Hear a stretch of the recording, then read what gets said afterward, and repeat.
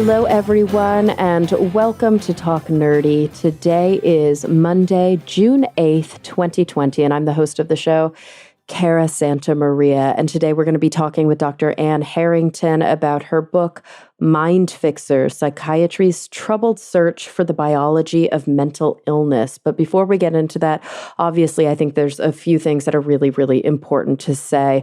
One thing that I haven't maybe made always very clear about the show is that it's not uncommon for me to interview my guests, sometimes weeks, even months prior to them going to air because of my work schedule and simply because of, coordinating schedules with people. It's not uncommon for me to have episodes, quote, in the can. I also generally try to make sure that my show is really evergreen, that the focus is predominantly on science. And so because of that, obviously, sometimes episodes are really out of sync with what's happening in the world around us, like the greater issues of the world.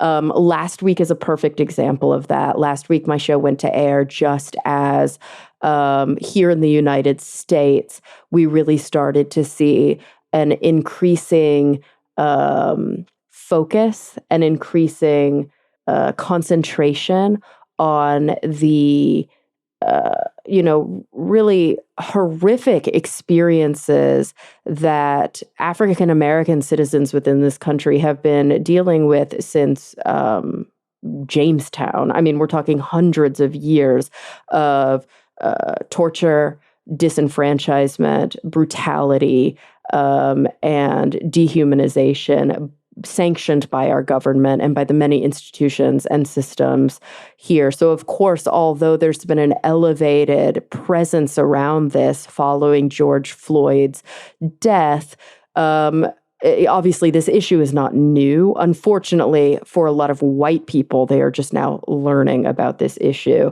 This episode is not going to be about this. This episode is about something entirely different, although we do make mention of the climate that we're in right now.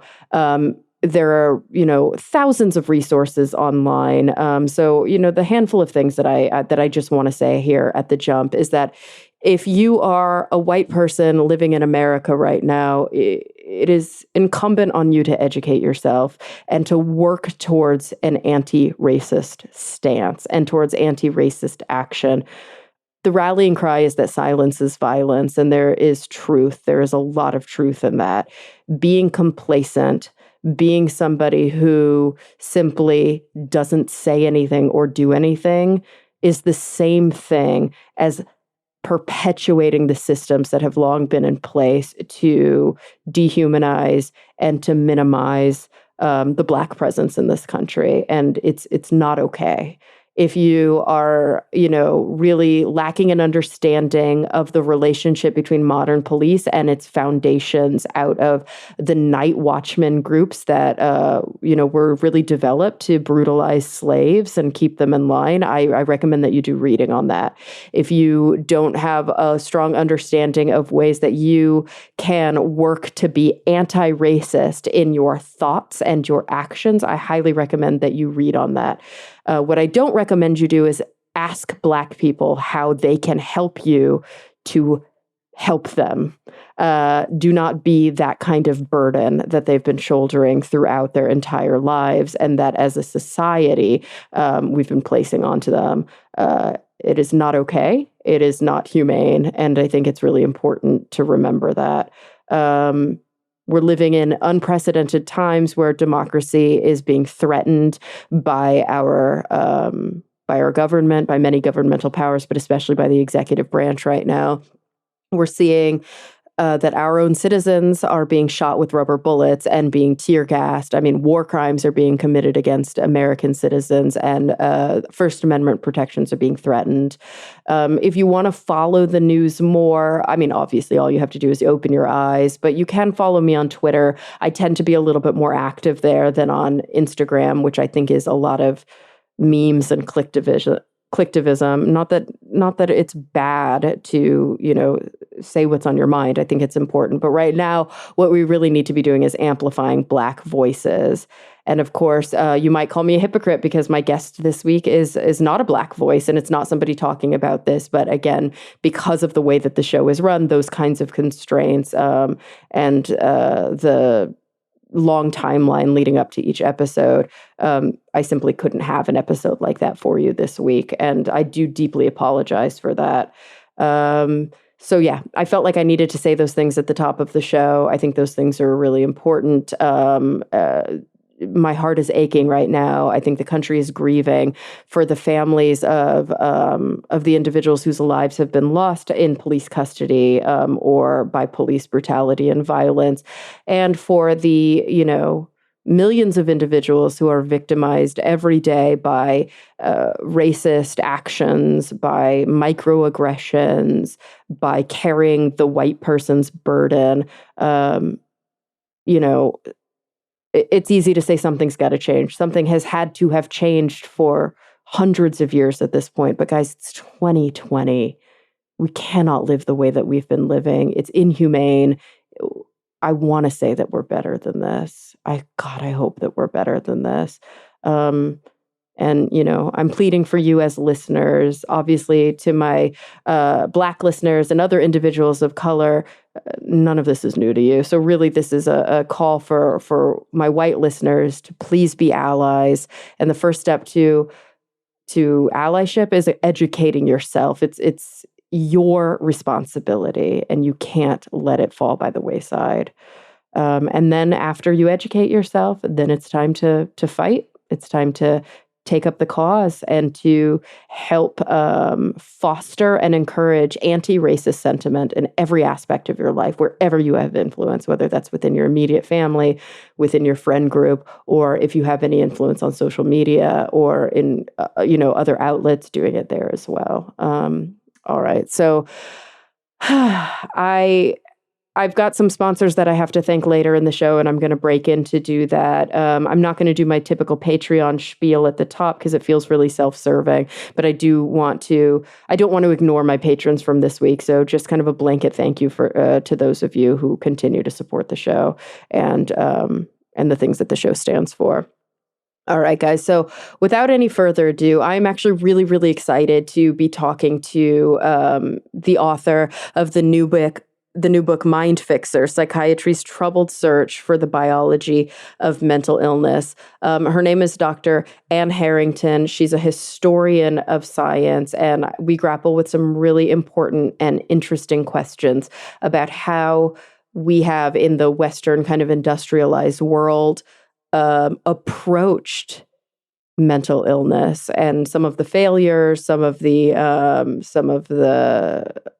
improvements, but really just how this whole story has played out, and how I think oftentimes we don't really have a full understanding of the story. Even somebody like myself who works in this field, there are multiple times when Dr. Harrington politely, very politely, but importantly kind of says, I don't know if that's really what's going on. Let's have this conversation. And I really thank her for that. So guys, without any further ado, here she is, Dr. Anne Harrington. Well, Anne, thank you so much for joining me today. Well, thank you so much for having me, Cara. I'm really pleased to be here. I have to tell you, your book came out a little over a year ago now, but ever since it came across my desk, I've been super excited to be able to get you on the show and to be able to talk to you about it. The book is called Mind Fixer, Psychiatry's Troubled Search for the Biology of Mental Illness. I have to tell you, this is so up my alley. I worked as a neuroscientist after I did my master's degree. I'm now working on a PhD in clinical psychology, but I tend to take a more existential approach to clinical psychology. And I really, in some ways, question certain medical models. And I'm, in many ways really interested in more of a contextual model of psychotherapy, at least. But of course, my background is in neuroscience. And so just the complicated and nuanced, but also really important conversation about the state of modern psychiatry, I think is so important and so few people know about it. So I'm just thrilled to talk to you about this. Well, you must be about the most perfect interviewer I could imagine with that background. So thanks again for having me on the show. Absolutely. And so you writing about this, and you've done some popular science books in the past, but your academic position is actually in the history of science, right? That's right. I'm an historian of science, but the history of science is a pretty broad and eclectic field, and I specialize therefore in the part of the history of science that focuses on medical science and on the behavioral sciences. And I also teach in addition to being a scholar, and I think it's relevant to mention that the real roots of this book didn't originally come out of a scholarly interest in trying to understand what psychiatry's efforts to understand the biological basis of mental illness, where it all came from. It came out of trying to teach that question to my undergraduates. I teach at Harvard. To my undergraduates who had a real personal stake in the answers, who were taking a course that I teach, a big general education course on the history of psychiatry, but who take this course not because they generally expect to become historians and necessarily even because they want to go into psychiatry, but because they have different ranges of experience with psychiatry, whether personal experiences or family member experiences or just experiences from living in a world where questions about depression and drugs and mental illness and mental health are so ubiquitous. And I think I felt that I wasn't doing complete justice to my students in the ways I was teaching them. And in particular, I wasn't doing justice to what, from their perspective, was probably the most important story of all, which is, how did it all get so biological? How did we get to this place where it's all seemed to be about the drugs and about the chemical imbalances and everyone's on something? And how come that happened?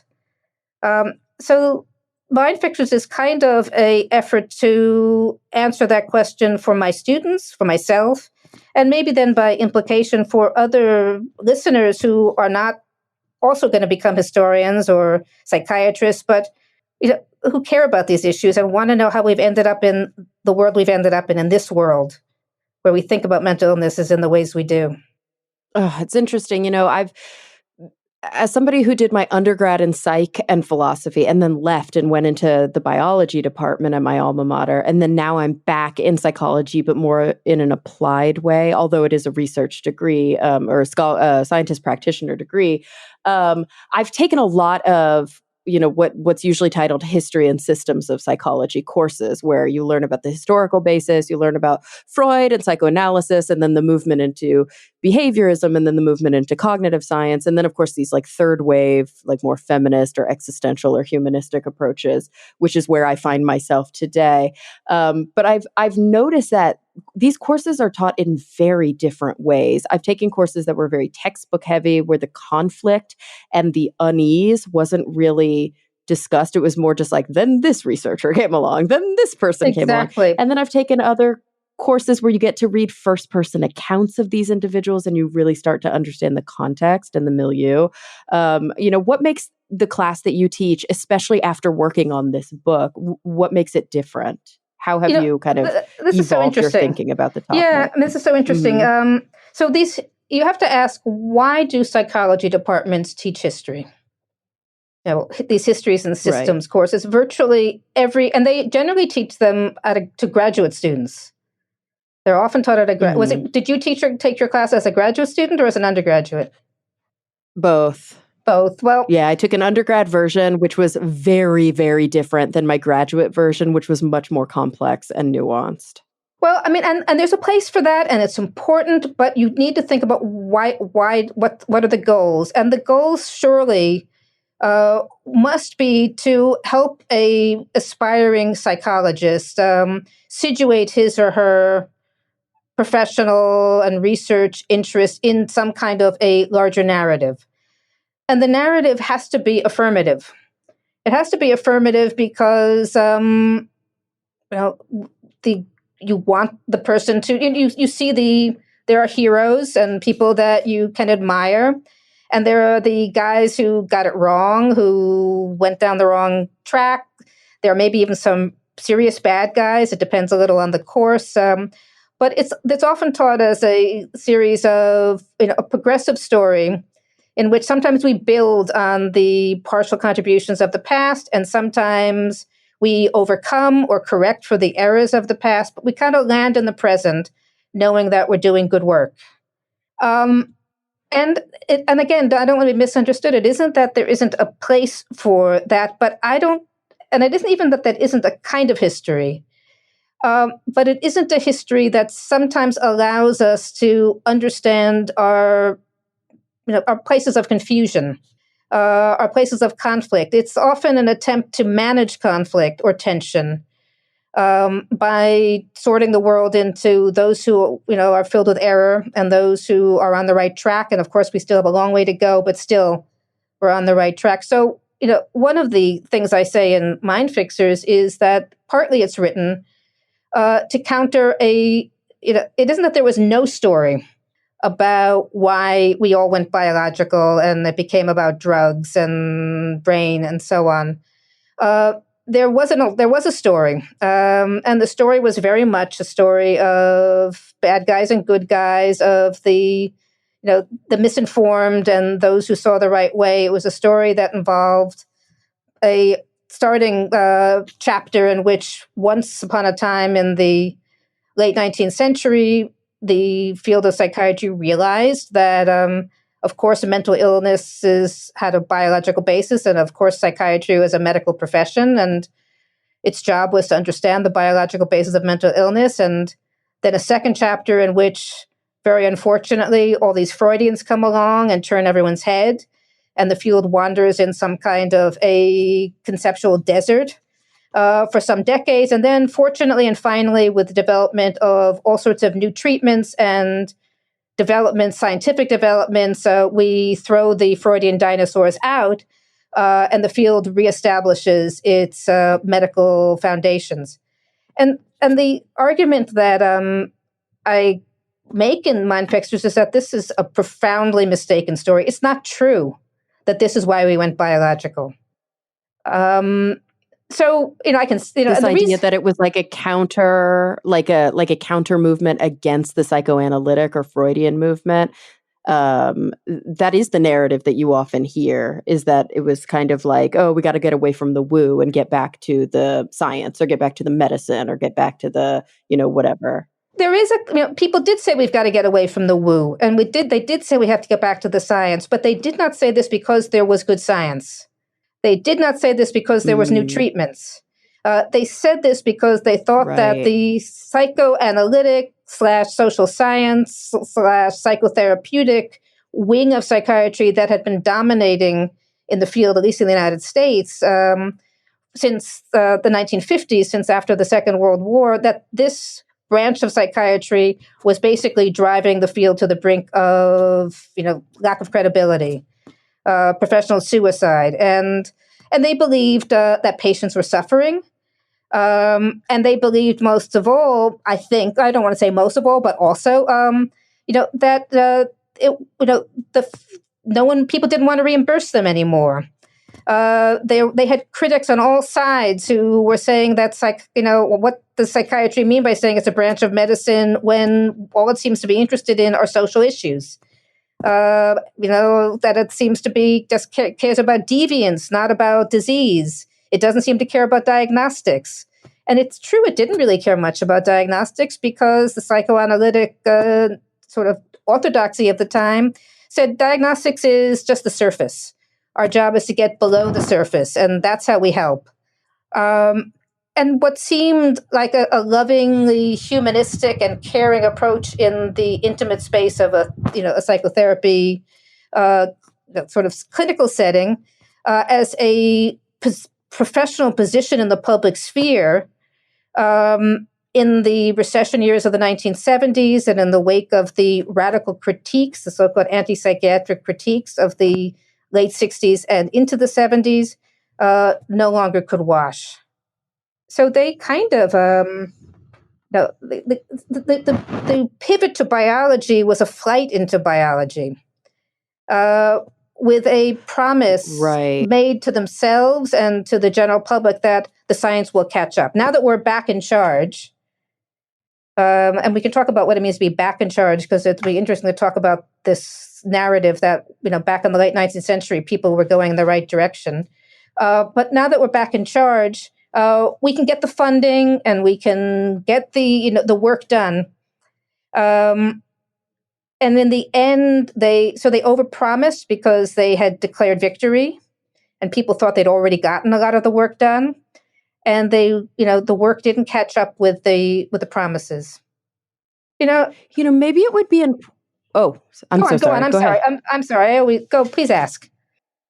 Maybe it would be important to kind of take a bit of a macro look, like take a step back and get a general idea, very loose idea of the timeline of sort of how we as a society and as specialists, I guess I could say, and I want to keep that loose intentionally, how specialists have approached mental illness historically. Because of course we know that there is evidence in, prehistory of things like trepanation, like trying to, drill holes in people's skulls to let out evil spirits. We know about asylum culture from hundreds of years ago and how, dangerous and inhumane it was in kind of early medical approaches to mental illness. Although historically, it does seem like there was more of like a warehousing than a treatment approach. And then things really started to change only about a couple hundred years ago, right? Well, so let's unpack some of this. This is really interesting, and it'll be fun to see if we can give a kind of an arc here. I'm not going to talk about trepanation because this is like archaeology, and I don't feel it's my mind. But let's talk about these asylums, and let's start by saying something that is maybe a little bit surprising, which is that psychiatry is a product of the asylum. The asylum came first, and the discipline, the experts, came second. And the ancestors of the people we call psychiatrists were originally called superintendents. And their main job was to look after these new kinds of institutions that, contained people who were variously known as lunatics, suffered from lunacy, suffered from what we would call a range of mental disorders. And their primary, they had two rationales for existing. And the older rationale actually was a rationale for an earlier form of institution known as the madhouse, which was basically a social rationale. Like let's let someone else take care of these people. Before let's because they're like dangerous or they're aberrant. Like we just don't want them out in public. Yeah, or Aunt Tilly is so difficult and I can't bear it anymore. And there's this place here where they promise they'll take care of them. And some of them were quite expensive. You paid to have. There were private madhouses. There were also public madhouses, and the most notorious later would become the Bethlehem Royal Hospital, Bedlam. But they were initially imagined to be, charitable organizations. They were looking after destitute people whose families whose families didn't want them anymore, or who had no families to look after them, and who therefore were going to be cared for. Sometimes by religious sometimes they were run by religious organizations. But they become... Gotcha. And by modern standards, we would say that these individuals were very likely had severe mental illness, yes? We would say that, I think. But, okay. It would be a mix. There would always be claims of people being, wrongly forced into a mental hospital or into a madhouse, into an asylum. Because, imagine, their sons, the old man is getting dotty and he wants to give his, change his will and, assign all his property to his mistress. And things like that could happen and were claimed to happen. What happens with the madhouses is they become perceived increasingly as just dens of neglect and horror. And we don't need to go into all the details about the exposés and why this happens, but we do need to understand that out of the ashes of the old evil madhouses come what are supposed to be a much more humane institution called the asylum. And the asylum is different from the madhouse, not only in its claim to be more humane, but also in its further claim that in being humane, it was also therapeutic, that being kind to patients was good medicine. And so the original mid 19th century, so these were, it wasn't hundreds and hundreds of years ago, but it was, long enough ago that it feels like another world. But these mid 19th century So really asylums, just about a century ago. yeah, a century and a half ago. Almost 2 centuries ago. A century, yeah. The 1850s was kind of the heyday of the so-called therapeutic asylum. And they did not have a particularly biological explanation or understanding of the problems of their patients, and yet they were run by doctors because it was still assumed that this was an illness, but it was an illness that was responsive to what were called moral means. And moral didn't mean necessarily or even particularly kind or ethical; it meant psychological.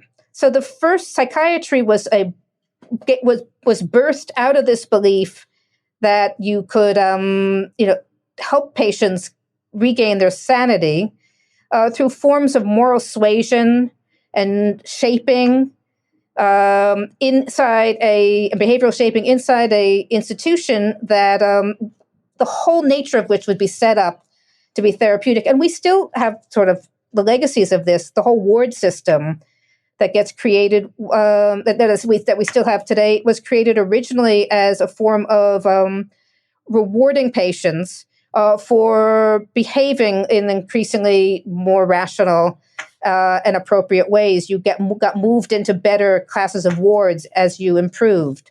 The grounds that hospitals all tended to have, these mental hospitals, were meant to be, sort of soothing and pastoral. And it was felt to be healthy to do, spend time outdoors, all of these things. The field turns biological in no small part because this vision starts to collapse. And the patients don't seem to be getting better. And instead, the mental hospitals or the asylums continue to be filled with more and more patients who don't seem to be getting, responding to the moral treatments that the mid 19th century have been so fond of and or so believed in. And so people begin to say, well, our forefathers, the founders of the asylum, they, were nice people, but they got this wrong. Insanity is not curable through moral measures after all, because it's biological. It's probably inherited. But in saying that it was biological, they didn't say, well, therefore we must look for biological treatments instead of moral treatments or psychological treatments. They said it's incurable. So the first biological psychiatry... Oh, great. Yeah, the first biological psychiatry that becomes this sort of like, once we were on the right track and then we went off track, was deeply nihilistic about the potential of patients who they suffering from a biologically based mental disorder, the potential of these patients to improve. What they were really bullish about was doing research on their brains. And this research project was really the heart of this first biological psychiatry. And this research project that this first generation of biological psychiatrists pursued is, by widespread consensus, it may have had a bit of success here and there. It failed as a project.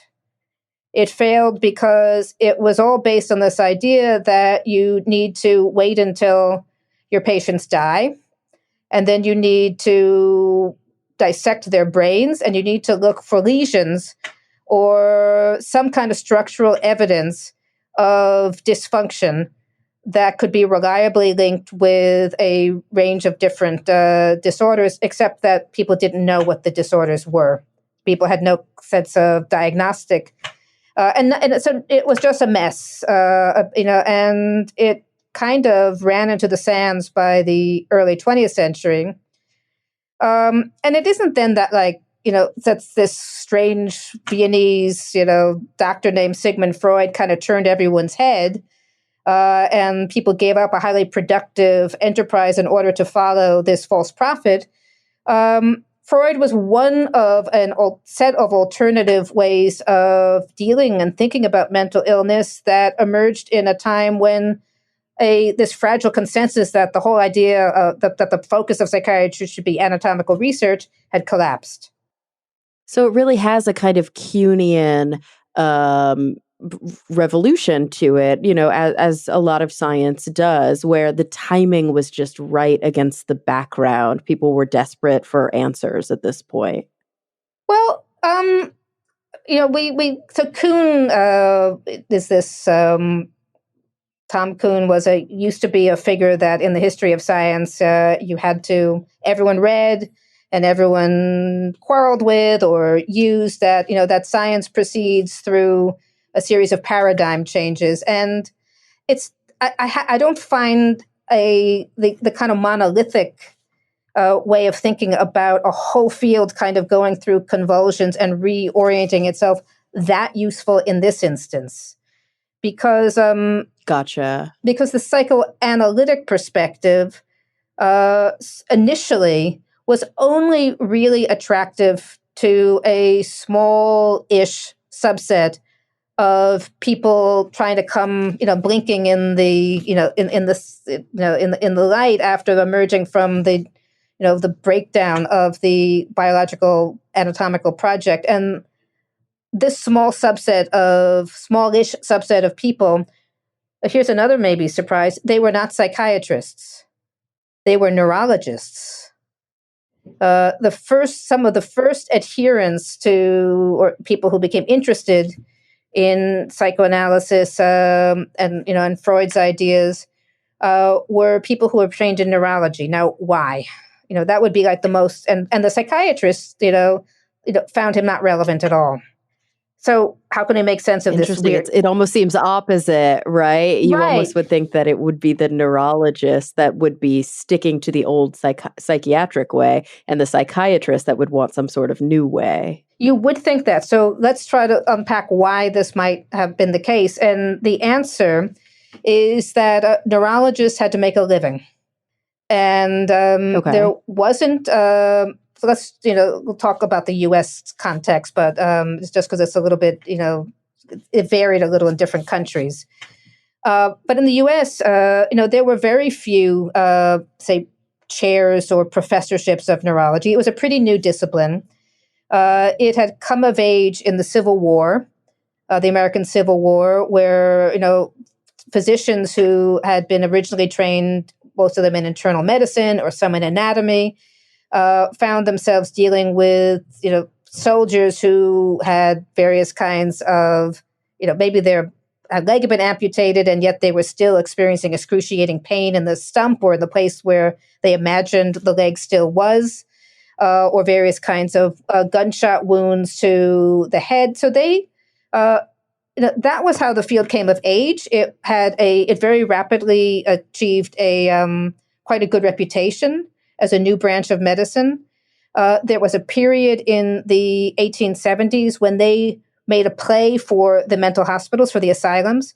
They wanted to take them over and do research into the anatomical basis of mental illness like their colleagues in Europe were doing. That effort failed. And they still needed to make a living. And so what a lot of them end up doing are setting up private practices. And the people who come to neurologists in this period, and when we're talking about like the 1880s, 1890s, tend not to be people with, brain, who have suffered, gun wounds to the brain. There aren't enough of those to support a lot. They tend to be people suffering from what was called at the time bad nerves, or who were what tended to be called nervous people. People who literally or metaphorically, or, it was not completely clear, were imagined to suffer from some kind of nervous exhaustion or fragility of their nerves that led to them being frequently exhausted or anxious or unable to live their lives in the ways that they wanted. And the nerve doctor, so these neurologists came to be known as nerve doctors. And it pretty rapidly became clear that, whether or not, again, it's hard to know how long they could persisted in truly believing that there was a problem with these patients' literal nerves, because I think some of them might have. There was a lot of the treatments involved electrical therapy to sort of give the nerves a boost. Involved water therapies. It involved rest therapies. It involved sometimes sending people off into the country to kind of reinvigorate their nerves, getting them out of the overstimulation of urban life. But it was pretty clear by the late 19th century that a lot of these patients were very responsive, not just to the electricity or the massages or the water treatments, but to their doctors. That the relationship between the nerve doctors and these patients was at least as important as any of the things that they did, and that they could actually therapeutically manipulate the course of their patient's suffering through a range of what over time comes to be called psychotherapeutic methods. And, this term is being used now to describe hypnosis, to describe what comes to be known as suggestion therapy, to be described a whole range of psychotherapeutic methods. And in that context, psychoanalysis emerges as one intriguing option for them. And Freud, when he makes his only visit to the United States, Clark University in 1908, it's the neurologists that are the most intrigued by him. Because he offers some new ideas and a really kind of cool, intellectually interesting approach.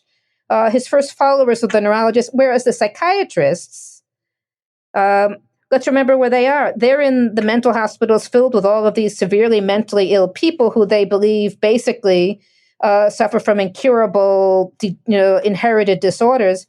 He has very little to say to them. Right. And when you look at the case histories of Freud's earliest patients and the people he wrote about most, these were women who were, quote unquote, hysterical or, like you said, neurotic. They were women who, had, quote, shaky nerves. Exactly. And were, but functional, like societally functional, yet what we might consider now to have depression or anxiety or PTSD or, some of these more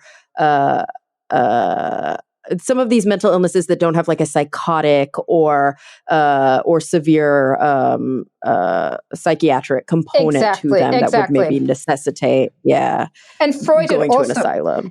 Right, and and that's a really important point you just made in your last comment, that nervous patients go to nerve doctors in order to be told they're not crazy.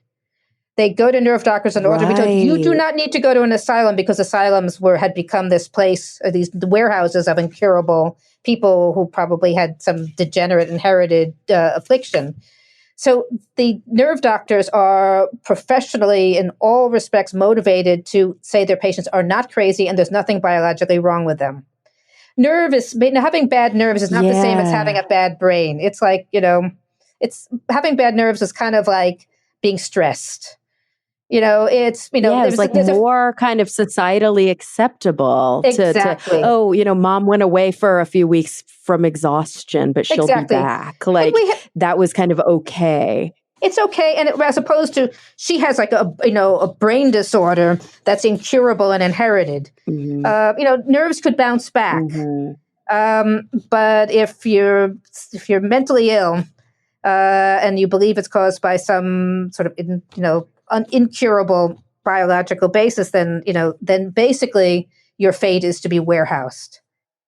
And potentially be experimented on. I mean, it does seem like when you were talking about some of these early sort of feed and water them, really, because there wasn't a lot of treatment available. But when they were trying to figure out what it was that was wrong with individuals, I mean, I remember coming across some history of science stuff, and definitely more like in literary and kind of film examples, but like pretty weird treatments, like pulling out all of somebody's teeth in order to ensure, I don't even know, that the bad spirits aren't there, or that they're like, just these very bizarre and really inhuman things that would happen to individuals that really didn't seem to have much of a link, at least based on what we know now, So to let me tell any you real about cause. let me tell you about the teeth and about because one of Okay. the one of the things that's really I'm like, please do. I'm like, it's so hard. one of the things that's really important, I think, when I teach, when I teach, and when I talk to someone like you, is to push back just Mhm. a little bit against the idea that, oh my God, look at these bizarre, barbaric Right. thing, and it isn't, and it's not in order to excuse or sanitize. Quite the contrary. It's much more powerful. I mean, let's put it a different way. It's easy. It makes it much easier to dissociate yourself from the bad old days if you just paint them with a bizarre, weird, barbaric brush, and then there's nothing more to be said. They were bizarre and and Mhm. barbaric. But if it turns out that actually treatments that today we would see as bizarre and barbaric actually made a certain sense within both the scientific and cultural and political and social context of the times, then we start doing a different kind of work that has the effect Sure. of both forcing us to take, even bad things. I try not to use the word evil because there is some evil. There were terrible things, and there are times when you need to call it out. But there were also Right, like times when punishments.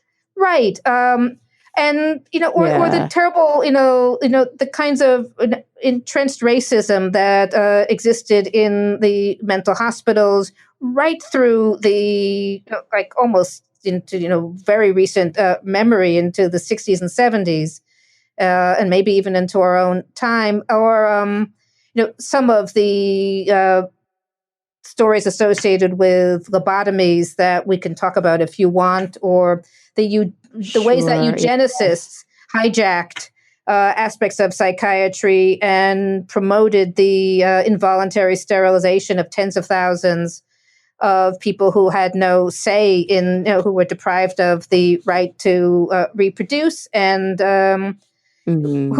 the theories of which then served as the basis for the National Socialist program. So, I mean, those are things where you can take and must take, a really strong, clear-eyed moral stance.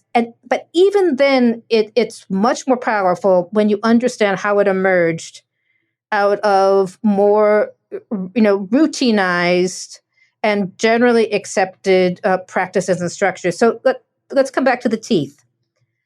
Yes, please. So I think you're talking about a practice that began in the 1920s in an era when in the hospital system there was a decreasing sort of consensus that that it was okay to simply do nothing. That therapy Right. that you needed to do some kind of therapeutic intervention. The rest of medicine was developing all sorts of new treatments, and insulin was now being used against diabetes, and synthetic vitamins had been invented, and things seemed to be roaring along with the rest of medicine, and psychiatry felt it needed to do something too. And there was this new paradigm. I'll use the word paradigm that since we mentioned it before, a new paradigm Mhm. in medical practice known as germ theory. Germ Oh, yes, very theory, important. Yeah. right? But but kind of new, and Yep. but it had seen its most successful application in certainly in psychiatry, and in some ways, in medicine, in the discovery that was made in the early 20th century that or one time very common form of mental disorder known as general paralysis of the insane, general paresis, Mhm. sometimes, was actually a late stage form of syphilis. And Right, yeah. that patients, this was at one point something on the order of 20%. People estimate of patients in the mental hospitals suffered from this disorder. The discovery that was a form of syphilis leads in fullness of time. Well, first of all, there are treatments that are developed for syphilis. First, arsenic-based treatments. Antibiotics are decades away, but there's arsenic-based treatments.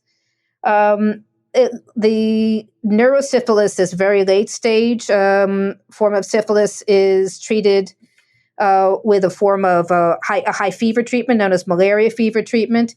It wins the inventor of this treatment that involves basically infecting people deliberately with malaria and producing a very high fever in these patients with neurosyphilis, with general paresis, and then quenching the fever with quinine after it's run its course for several weeks. This treatment, malaria fever treatment, wins its inventor, Wagner Jauregg, a Nobel Prize. Wow, because it's the only thing that worked. It worked about 25% of the time. Quote, and worked is in quotes there. Yeah, well, exactly. It induced an immune response. Well, it burnt out the maybe it burnt out the bacteria, or made it such an inhospitable. Oh, that too, yeah. No one knew exactly why, but it was the first thing that worked. And in that context, that germ theory was a powerful way to potentially address. And it was all framed around the understanding of germ theory. And in that context, that germ theory is maybe a potentially powerful way to think about mental illnesses and their treatment. It's in that context that you see these surgical operations for people suffering with schizophrenia. The reason they were taking people's teeth out wasn't to get rid of bad spirits. It was potentially to remove sources of infection. If people had decaying teeth. I see. So, yeah, and it's so close to your brain. If you remove the rot, then maybe you're going to prevent further brain infection. Well, they believed at this point that infections didn't, that the bacteria didn't necessarily have to penetrate directly into the brain, but that bacteria released toxic waste that could then poison the brain. In a sense, the idea that a lot of mental illness might be caused by poisoning, by some kind of internal poisoning, became quite popular, or quite, in the 1920s and 30s. But, and it did lead to, in hindsight, some very reckless, ill-considered procedures in which many people died. But it wasn't, but it was born out of a certain kind of hubris, a lack of any kind of informed consent ethos that we would insist on today. But it wasn't born out of a completely crazy frame of reference. Germ theory had proved it made sense contextually. It made some sense. And people also, psychiatrists were now the poor relations of medicine. They were, they'd emerged out of a discipline that had really just once involved them being superintendents of institutions. They were trying to get their medical creds. They were trying to keep pace with the emerging therapeutic sort of ethos within medicine more generally. And people, are ambitious and want to be famous and want to be the one who cures schizophrenia or whatever. And sometimes, it's more about them than it is about the patients. All right, guys, let's get back to the show. And so tell me if I'm kind of wrong in this maybe very naive assessment that when you're looking at the history of treatment of mental illness on the whole, obviously one of the biggest problems here is that we just simply didn't know what was wrong. We knew we could measure the behavior and we might be able to see some sort of organic or biological indications of certain things, but by and large, it was a black box. And so, these physicians or these psychiatrists or these neurologists or any of the groups that are trying to work on this are shining a light, discover some shred of evidence, and in some ways kind of want to apply that to everything and say, okay, we think we know it now. Can we try all these new treatments based on this thing that we figured out? I think that's like, a is really, that sort of how it was developing? I think this is a quite insightful, this is an important insight around the tendency to generalize from Hmm. one success story, and I think the story of general paresis and neurosyphilis is a great example. Look, we found Yeah. the parasite in the brains of patients who've died of general paresis of the insane, and let's now generalize this into a kind of general principle or approach. Or in the case of the late 19th century neuroanatomists, they had good success identifying lesions that seemed to be linked to certain kinds of focal forms of behavioral damage like language loss, the so-called Hmm. localization of language. And this was like a roaring success in sort of classical clinical neurology, but could it be applied to the so-called mental disorders that of the sort that land people in hospitals? That's what they tried to do, and it failed. The place where I would like to ask you a question, though, is when you say, we've had these slivers of insight. We know a little Yes. bit. Um, you're trained as a neurologist. You're also training now as a clinical psychologist. Where do you think the most promising, if still partial, insights um, are in the field that we may or may not want to generalize to everything? But where do you see the greatest sort of accomplishments, the most progress? Yeah. So that's a tough question. I mean, so my background was in sort of more basic neuroscience, and I was studying neuronal network dynamics and things like that. And then, like you said, now I'm working with patients and I'm doing therapy. And I remember when I took history and systems of psychology as an undergrad. So this would have been in 2002 or something like that. I remember having that discussion with a professor about the fact that like psychology has a lot of different subspecialties, and there are different camps and different schools. And they were saying, will there ever be a unified theory of psychology? And they were saying, if there were one, what do you think it would be? And I remember specifically writing a paper about this and saying, I don't think that there will ever be a unified view within psychology. But if there were a leader in this field, it would be neuroscience, because this was kind of at a time when, yes, I think psychology and psychiatry was desperate to say, and this has been happening for decades now, I can specifically point to the neurotransmitter involved, or I can specifically point to the ions that are involved here, and exactly or even this organic problem that's involved. As I've evolved in my views, though, I've started to understand that from a psychotherapeutic standpoint, it's not just organic. It's never just organic. I mean, I think that meds and behavioral or talk therapy, they have to work together because nobody lives in a vacuum. Like, we are products of our societal influence and our experiences, and all of those things exacerbate one another to form what it is that we call mental illness. I think so. Your own evolution as a researcher and now clinician, Yeah. in a sense, I think is very telling, because it was back in the new millennia. We were still in the kind of height of believing that it was just a matter of time, and hopefully not even very long time. Brain imaging in this period when you were saying neuroscience is it, brain imaging was in its heyday. There were new kinds Yeah. of, fMRIs and PET scans, and people were saying, we're going to be able to soon read off a brain scan what's wrong with a patient suffering from depression or some other disorder. The same way that a cardiologist can read an angiogram. You can see where it's gone wrong, and then you can develop targeted treatments to address that problem. And it wasn't just that you believed this. You probably believed this because that was very much a consensual excitement of the time. We had just come out of it's what I was taught, and it's what it's what the labs were teaching. I mean, it's what we were learning. It's what everybody was saying. That's what the literature was saying. So, we didn't really go through this arc of, I think we got a little distracted by something or other, maybe Freud. But you started me to... Yeah, I think we jumped. We didn't quite talk about meds. We didn't get through the part where like medication entered into the conversation. Well, I mean, that's so... which is how like do we forget most that? of your book. Yeah, so I'm sorry, but...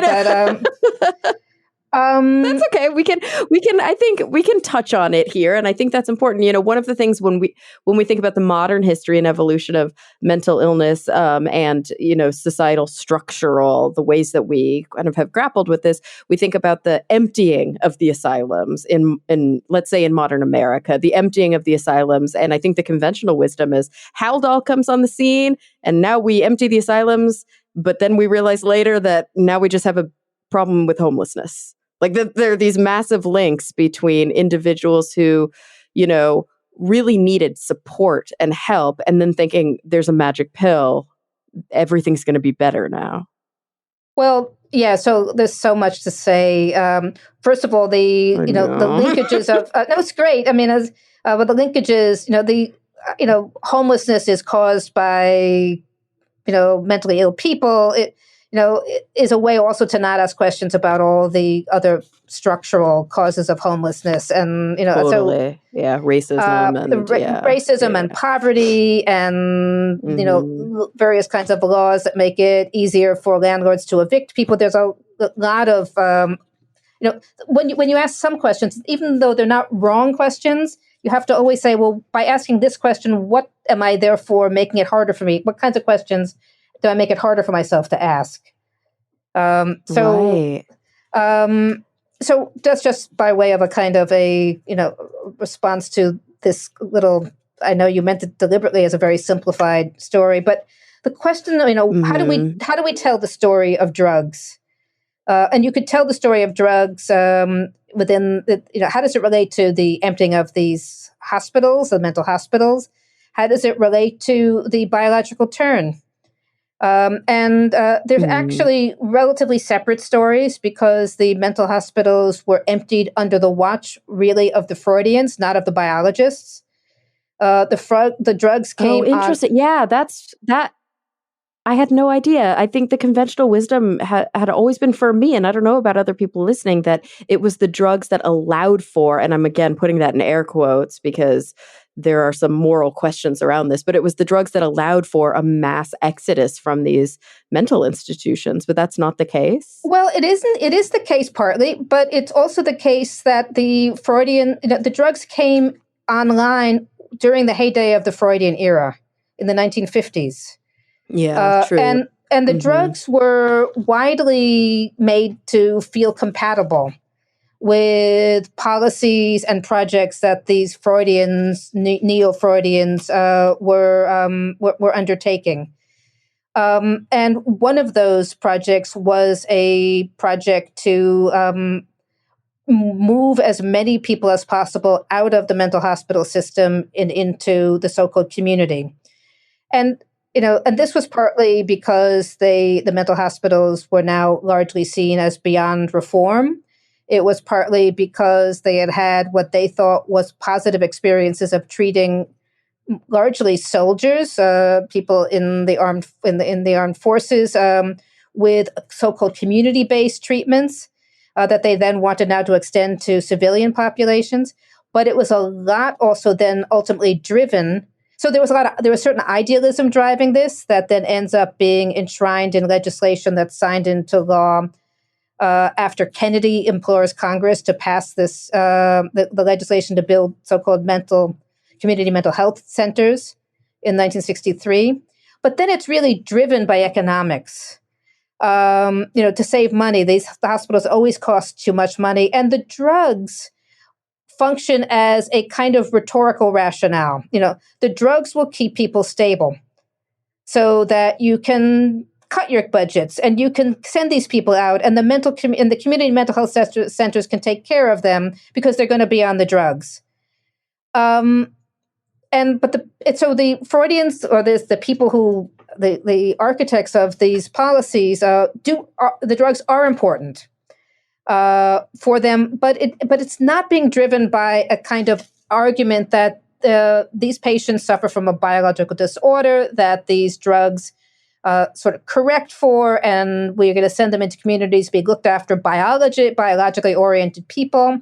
None of that is part of the thinking. They're going to be looked after by people in community mental health centers who end up, because the funding is not really adequate to fund them properly, end up mostly being psychologists and social workers. And so they go off their drug. Many of them go off the medication. Many of them end up homeless. So there clearly is a link to the story of homelessness, but it's not a kind of a single arrow story from mental illness to deinstitutionalization to homelessness. But many of them do end up homeless. Many of them end up in prison. Some of them end up back with their families. And it's here that we do begin to see a pivot towards the biological, because the families feel betrayed by the psychiatric leaders, the neo-Freudian orthodox psychiatric leaders. They see the failures of deinstitutionalization. They see that the community mental health centers aren't caring for their kids. They also had been blamed by many of the psychoanalytically oriented psychiatrists for having made their kids crazy in the first place. And it's the families that end up, I think, as important as any other factor driving a biological turn, certainly around schizophrenia, when they build alliances with biological psychiatrists who, were sort of on the outside of the halls of power, and begin insisting these biological psychiatrists tell them, you're not responsible. Your child suffers from a brain disorder. We don't yet know really what it is, but help us to get more funding, help us to get the ear of Congress, help change the field so that we can begin to improve the lives of your sons and daughters. And they become a very powerful Interesting. So it was kind of a promise for treatment before there really was a treatment on the horizon. Well, there was already Thorazine and these drugs, but they had predated the promises made by the biological psychiatrists. What the biological psychiatrists promised these families, above all, was absolution, that it was not their fault. They promised a new way of engaging that stigmatized neither the patients, because it's not your fault if you have a disease, nor the families, because they were just as loving as any other family. And this was a very powerful moral case for turning biological in its time. And you can see that. But the problem with it was, as you say, they were not, the drugs that the first generation antipsychotics had come out of the 1950s. Haldol was a variant on Thorazine, but I don't think a dramatic improvement forward. The drugs had a lot of problems. People didn't like to stay on them. They had a lot of side effects. They only helped partially. Usually, they were much better than nothing. But they weren't a panacea. They weren't a panacea, and theories about what was actually wrong. Was it dopamine, too much dopamine? And maybe it was because the drugs seemed to cause side effects that were suggestive of dopamine depletion, like, motoric side effects. But then again, a second generation of antipsychotics come along a few decades later that target more serotonin as opposed to dopamine centers, and but also help. So what does this do to the dopamine hypothesis of schizophrenia? We remain puzzled by what this disorder is, or even if it's a coherent disorder to this day.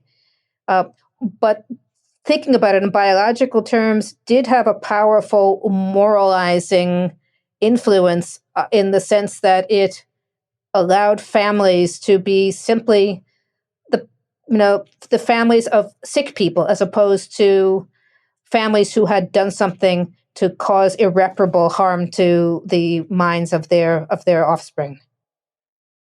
Right. Interesting. And the funny thing is, I feel like, you know, the iterations that have happened since then, because I do think that by and large, especially with the managed care system that we have in the United States, at least, the modern managed care system, by and large, psychology and of course psychiatry, because psychiatry is a medical branch, is highly medicalized, and it's highly looked at as a biological function, to the extent that unless you have your DSM diagnosis and you have all of your subcategorization, and like there's a treatment plan that is a step-by-step plan, you're not going to get reimbursed. Like you can't just say this person needs humanity, or I want to do some existential sessions with the kind of stuff that I'm really interested in my research, which is working with terminally ill patients and preparing them for death. That is not a quote diagnosable disease, and the work that I would do, I'm not going to be able to get managed care reimbursement for. It's just a very different world. So a lot of existential therapists, humanistic therapists, kind of these third wave psychotherapists that I'm sort of in the camp with now,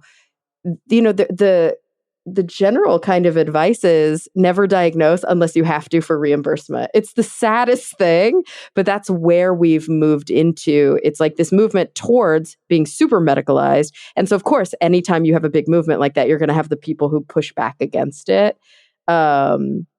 And I find myself in the middle somewhere, right? This is so because I'm I'm a neuroscientist and a scientific skeptic, but also somebody who is human. So it suggests also that you're using these diagnostic categories in a kind of fictive way, fictional, instrumental way. I'm going to look for something that I'm not really persuaded is that important in order to get reimbursed. Right.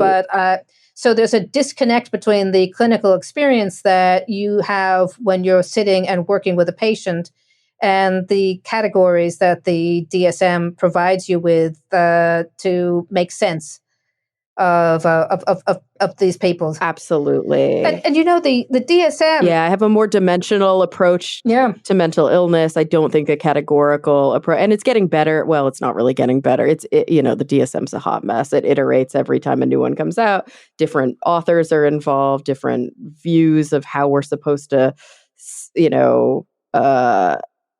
the taxonomy of mental illness is a construct in many ways. I mean, at least that's what I think. It doesn't mean that there aren't specific things that are happening, and it doesn't mean that there aren't very organic things that we can touch in certain syndromes. And then in other syndromes, we just don't know. And they're so idiosyncratic from client to client. I think that's the real problem, is when you start trying to treat the symptoms, you forget about working with the person. And people are not just their symptoms, they're also people. Even the most severely mentally ill are still people. I want to come back to the DSM, but I just will tell you a quick story that's going to take us back to the 1940s when a treatment that we've pretty much forgotten about, called insulin coma treatment, was briefly very popular. And it involved taking patients who out in a mental hospital out of their normal wards and into what were called the insulin clinics, insulin wards in these hospitals, and subjecting them to a form of treatment that involved giving them quite a high dose of insulin that's sufficient to put them to convulse and put them into a hypoglycemic coma, and then bringing them back. Okay. Well, so it seems like barbaric, and then you bring them back by giving them it doesn't seem. But let me tell you, you give them an infusion of glucose or something like that, and they would then come back. And this was seen the claim was that this helped the schizophrenia. So why tell you this story, given what you've just been talking about? Well, in the 1950s, there was a really interesting analysis of insulin coma treatment by a man named Harold Bourne. And what he concluded is that insulin coma treatment didn't work. It had never worked. But what so how do you make sense of the claims of improvement? And his argument was that the insulin wards, with all of the they involved intense nursing and indulging of patients and good food, and doctors who felt that they were finally being medical because they had all these fancy, medical tools, and they were excited to be doing something cutting edge. That it had been, in a sense, what had potentially worked or caused the improvement was the intense treatment and attention, humane attention that was then given to all these patients by virtue of having been selected for the treatment. The so-called specific treatment wasn't effective and possibly was harmful, but the surround of just the human connection and the milieu had been, he said, inadvertently, it had been a massive experiment in the influence of milieu therapy on a group of patients that had been believed to have been impervious to that kind of therapy, the severely mentally ill.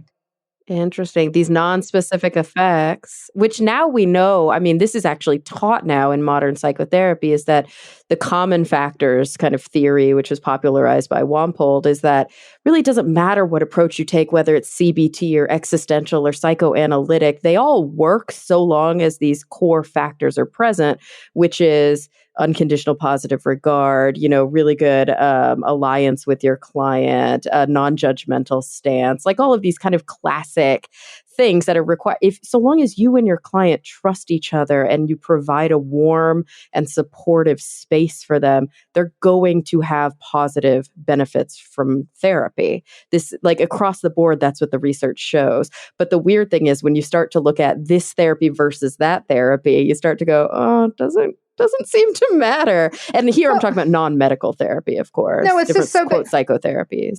Yeah, but on the other hand, kindness, you can't probably through kindness pull every patient out of a state of despondency or overcome anxiety. Oh, of course not. This is, I think, utilizing research on individuals who are probably V-code individuals or individuals with more of those kind of neurotic anxiety, depression level, but not severe depression, not severe. Or it's talking about individuals who have had acute psychiatric intervention already. And now they're working on the therapeutic side of this healing process. And I'm somebody, I get really frustrated when I see other psychologists saying that the goal is to get them off their meds or the goal is to not use meds. And it's like, well, it's complicated. Some people really benefit from meds. Others, unfortunately, don't. Well, so let's come back to biology and see if there's a place, to make space for it in this conversation. If we think, we move beyond thinking, well, either we're being kind or we're being biological because biology is all about just drugs or all about just, interventions that are lacking in humanity or just neutral so far as the human relationship goes. If we get beyond that, what if we thought about the fact that, the human brain is a social brain? The human brain responds to kindness. It responds to, being attended to.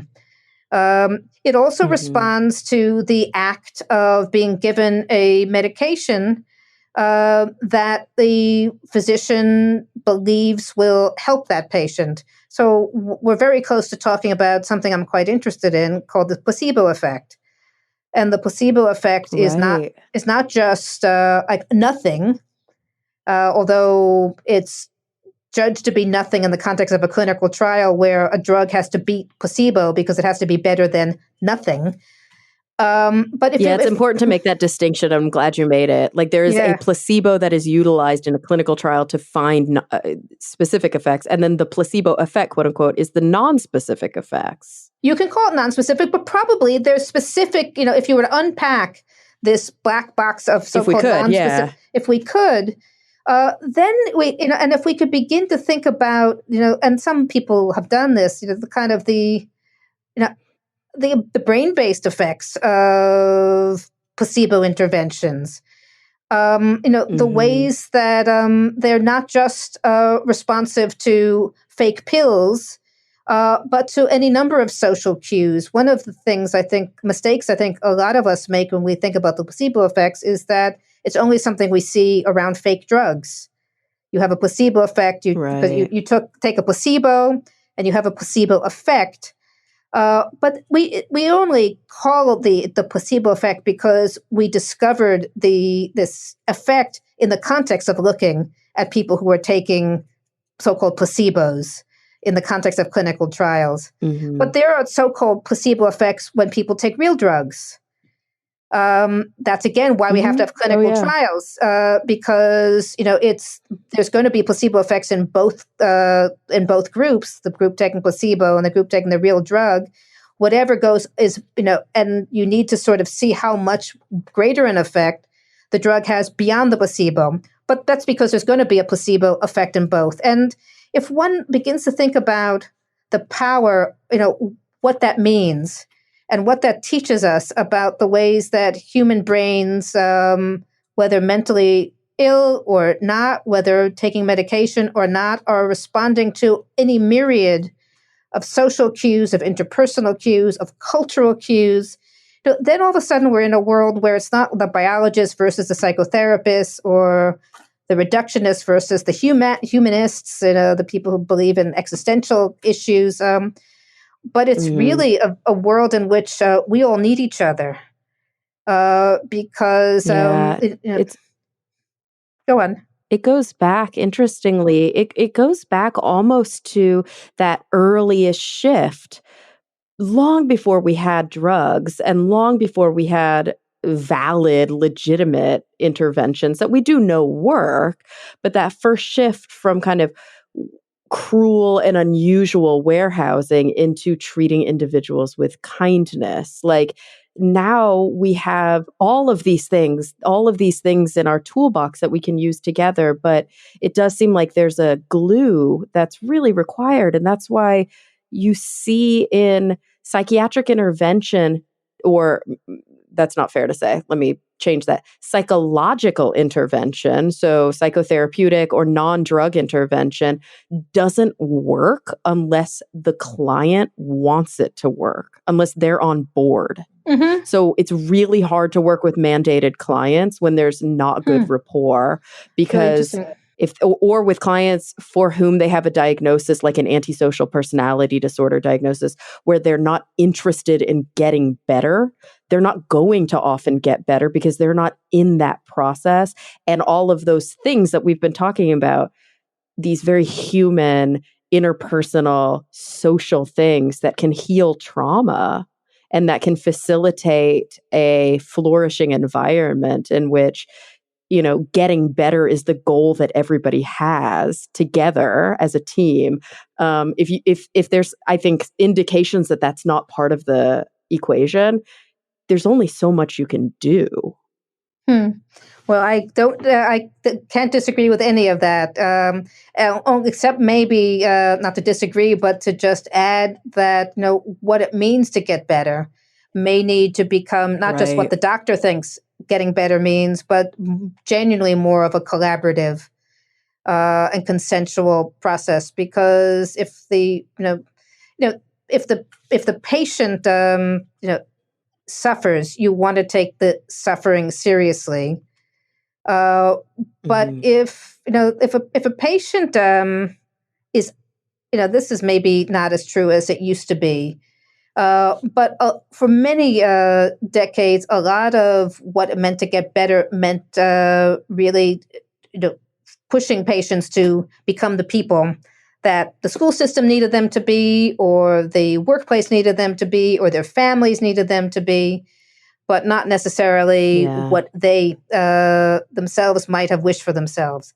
So how does one have a patient-centered? This is why This is why you used to see that, transgender people who now, of course, in like modern society, support and promote, well, try to, I think in the most evolved parts of modern society, support and promote their identities. Historically, they would be diagnosed out of existence. There would be reparative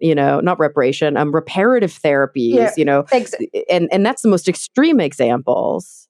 So this is exactly a great example, but an even one that's had gotten a lot more historical attention because it's a little bit older.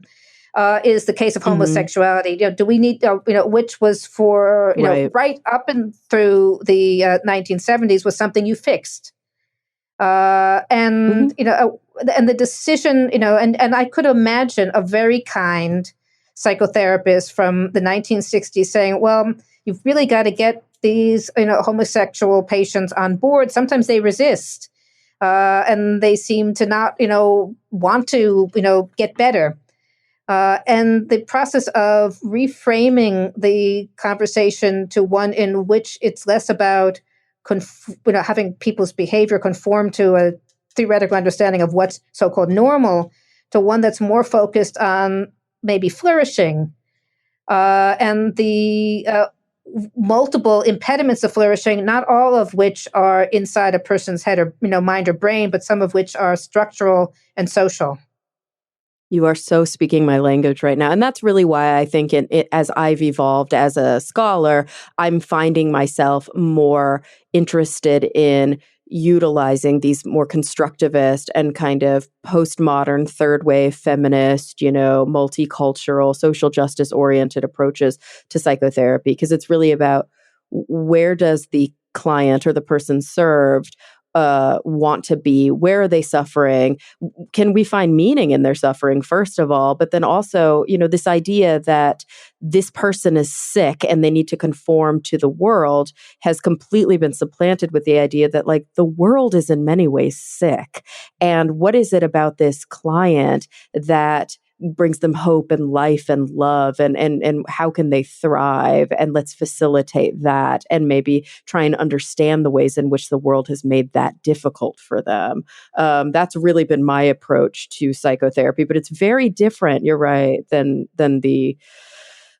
many approaches that are still in existence today, I think. But they are getting better. I mean, I go to a very progressive university where I'm able to orient, my concentration is in social justice and diversity, and my orientation is in existential humanistic therapy. Yeah, so this is like, whoa. And not everybody has that opportunity, but it's really amazing that I do have that opportunity, and that I think some therapists are getting hip to that. I don't know how much psychiatry is moving in that direction, because now I think, unfortunately, there's a big rift between psychiatry and psychology. I wish we could talk more about that. It's so important, and not, there are many more. I know. I've kept you for so long already.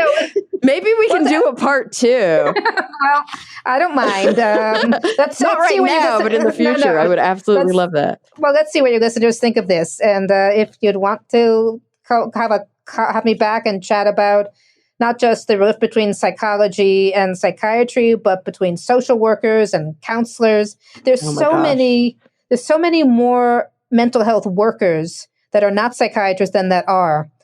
And yet we talk so much about psychiatry, and their perspective dominates the entire field. And if we could imagine a different kind of ecology of mental health that made more room for the range of expertise across disciplines and life experiences, you could imagine getting someplace pretty good. But that's maybe for a different conversation. Yeah, I got to totally agree. And this is something I've been learning. I worked for a while in the foster care system. And then, of course, now my interest is moving more into hospice care. And that's a place where you don't see many PhDs or MDs. You almost exclusively see master's level or even nursing level, or even pastoral care, right? But these things all come together to form a mental health community that I think actually has a much longer history of compassion and listening and client-centered care than maybe the more scholastic and academic approaches of psychologists and psychiatrists over the years. But yes, you're right. So much more to say about that. And so I want to do a quick plug for the book. But before I let you go, I was hoping hoping, I close every episode by asking my guests the same two questions, and I've kept you so long now. So if you don't mind, you can keep your answers as succinct as you'd like. But I'm super fascinated to hear the different perspectives that my guests offer on the show. So are you cool if I kind of surprise you here with two really big picture questions? I'll do my best. All right, great. Okay, so I want to know, when you think about the future, in whatever context is relevant to you right now, and obviously there's a lot going on in the world with a lot of the backlash after George Floyd's murder, and of course just this resurgence of an understanding of the horrific violence and racism that our colleagues, our friends in the Black community have faced for hundreds of years. And of course, there's a global pandemic. And of course, there's, our areas of research interest and our families and the heat death of the universe. So obviously, there's a lot of context here. But in whatever context really does feel relevant to you right now, number one, what is the thing that's keeping you up the most at night? The thing that you're really actually concerned about to an extent that it's hard for you to maintain a positive stance, like maybe you're pessimistic, even a bit cynical about like what is keeping you up at night. And then on the flip side of that, maybe so we have a slightly happier ending, what is the thing that you have a genuine and authentic optimism for? What are you actually looking forward to? So right now, the thing that is, keeping me up at night and this most is in fact the despair I'm feeling among my students and colleagues around the George Floyd murder, and the fact that it's just, one in a untold sort of succession of cases like this, and the pain that, and the fact that so many of my students and friends feel, they're kind of beyond, well, let's gather together and fight the good fight. They're almost beyond words of consolation.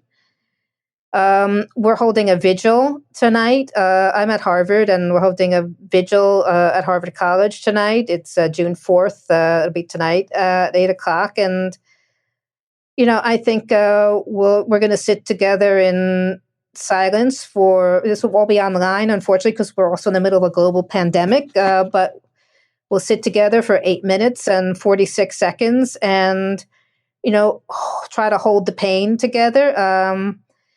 And, it just seems, I feel, I have to, what do I have to do differently? How do I have to teach differently? How do I support my students differently?